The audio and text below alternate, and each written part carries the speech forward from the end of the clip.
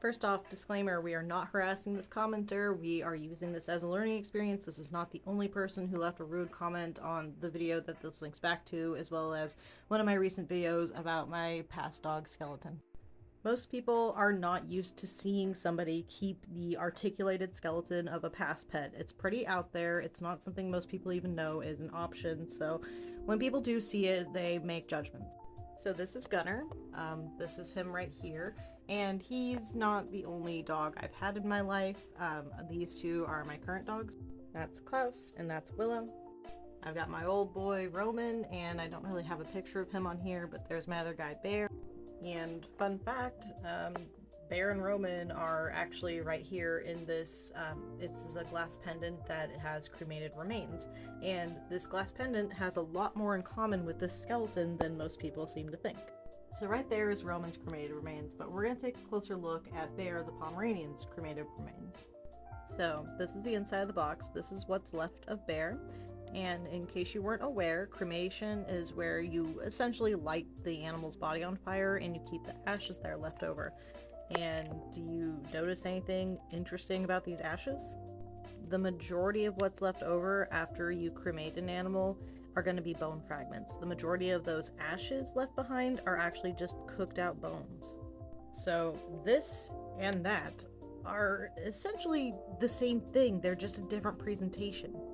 Here in the US, keeping cremated remains of your pet is not very uncommon. It's seen as the norm and like the go-to besides burial, which is just keeping your pet's bones and other body parts in your yard or wherever you bury them. You know, I also kept some of Gunner's old fur and even one of his puppy teeth, and nobody seems to think that that's weird.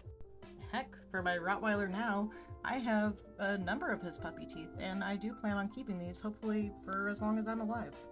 No matter what, nothing will ever bring them back after they pass away, but having the remains here has helped me cope, whether it's having their ashes, having some fur, or honestly, having a skeleton has helped me cope with his passing a lot more than I thought it would, because in a way, part of him is still here. It's not a part that I ever really saw when he was alive, you know, except for like his teeth or his toenails, but he's still here. I can still talk to him, I can still pet him, I can still have a piece of him here with me.